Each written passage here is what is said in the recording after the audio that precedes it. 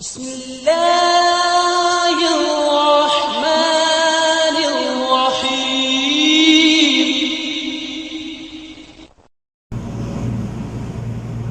نحمده ونصلي على رسوله الكريم اما بعد عن عبد الله بن عمر رضي الله تعالى عنهما قال قال رسول الله صلى الله عليه وسلم من تعاظم في نفسه واختال في مشيته لقي الله وهو عليه غضبان اخرجه الحاکم۔ مسند حاکم کی یہ روایت ہے،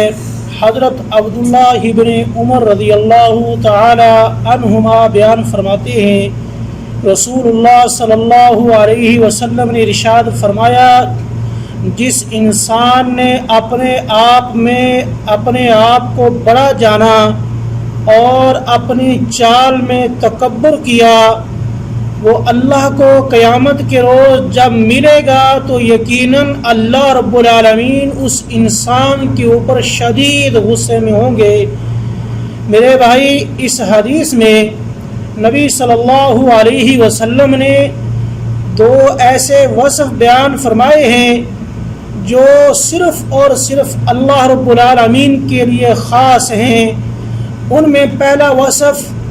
کہ ایک ہے اپنے آپ میں بڑائی سمجھنا، اپنے آپ کو بڑا سمجھنا،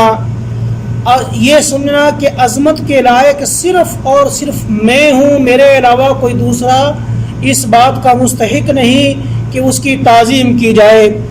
دوسرا وصف یہ بیان کیا گیا کہ تکبر، اپنی چال میں ڈھال میں ہر زندگی کے ہر لمحے میں تکبر کرنا۔ تو میرے بھائی، عمومی طور پر تکبر کی تقریباً دو قسمیں بنتی ہیں۔ ایک یہ ہے کہ انسان اپنے آپ کو بڑا جانے، لوگوں کو حقیر سمجھے، حق بات کا انکار کر دے، تو یہ سب سے خطرناک قسم ہے تکبر کی۔ اور دوسری تکبر کی جو ظاہری ہے، مثلا انسان اپنے لباس میں تکبر کرتا ہے، اور اسی طرح انسان جو ہے وہ اپنی گفتگو میں تکبر کرتا ہے، اور جس کے بارے میں اللہ رب العالمین ارشاد فرماتے ہیں وَلَا تُصَعِّرْ خَدَّكَ لِلنَّاسِ، کہ اپنے رخسار کو لوگوں سے پیچھے نہ ہٹا، یعنی لوگوں سے ہم کلام ہونے کے وقت جب لوگ آپ سے بات کرتے ہیں اس وقت آپ ان سے اچھے طریقے سے بات نہیں کرتے،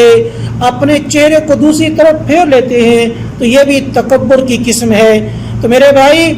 بڑائی اور عظمت یہ صرف اور صرف اللہ رب العالمین کے لیے خاص ہے، اس میں مخلوق کا حق نہیں ہے۔ اور کیوں؟ اس لیے کہ مخلوق جو ہے وہ اپنے وجود کے لیے اللہ کے محتاج ہے، اللہ کے بغیر اس مخلوق کا وجود بھی ممکن نہیں، تو پھر ان کے لیے تکبر کیسے جائز ہو سکتا ہے؟ اللہ رب العالمین ارشاد فرماتے ہیں ان اللہ لا يحب من كان مختالا فخورا، اللہ رب العالمین ہر شیخی مارنے والے اور اترانے والے انسان سے محبت نہیں کرتا۔ تو میرے بھائی، اس کے برعکس جو انسان عاجزی انکساری اختیار کرتا ہے اور اپنے آپ کو نیچے گرا دیتا ہے، تکبر نہیں کرتا، یقیناً یہی وہ انسان ہے جو اللہ کی رحمت کا مستحق ہے۔ تو ہمیں بھی چاہیے کہ ہم بھی اپنی زندگی میں ایسے کام کریں جس میں تکبر نہ ہو۔ حضرت عبداللہ ابن عمر رضی اللہ تعالی عنہ بیان فرماتی ہیں، رسول اللہ صلی اللہ علیہ وسلم نے ارشاد فرمایا یحشر المتکبرون یوم القیامہ امثال الذر فی صور الرجال،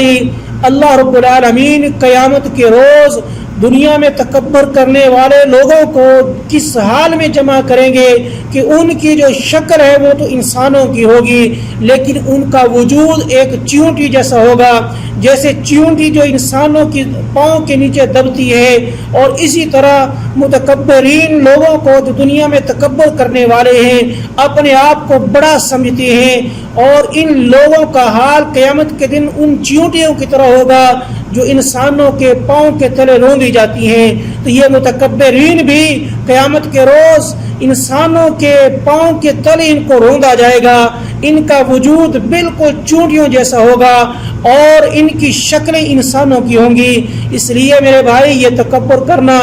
بہت بڑا گناہ ہے اور سخت ترین گناہ ہے، اللہ کی ناراضگی کا یہ سبب بنتا ہے۔ ایک دوسری حدیث میں اللہ نبی صلی اللہ علیہ وسلم نے ارشاد فرمایا کہ قیامت کے روز جو تکبر کرنے والے لوگ ہیں، اللہ رب العالمین ان لوگوں کو رحمت کی نظر سے نہیں دیکھے گا اور ان کے اوپر شدید ناراض ہوگا۔ اس لیے ہمیں بھی چاہیے کہ ہم ایسے اعمال کریں جن میں تکبر نہ ہو، اپنی چال ڈھال کا خیال رکھیں، اپنی گفتگو کا خیال رکھیں کہ کیا میرے کسی چیز میں تکبر تو نہیں ہے، اگر ہے تو اللہ سے معافی مانگیں اور سچے دل سے توبہ کریں، کیونکہ اللہ رب العالمین اپنے بندوں کی توبہ قبول کرنے والا ہے۔ اللہ تعالیٰ سے دعا ہے اللہ رب العالمین قرآن و سنت کے مطابق زندگی گزارنے کی توفیق عطا فرمائے۔ آخر دعوانا الحمد للہ رب العالمین۔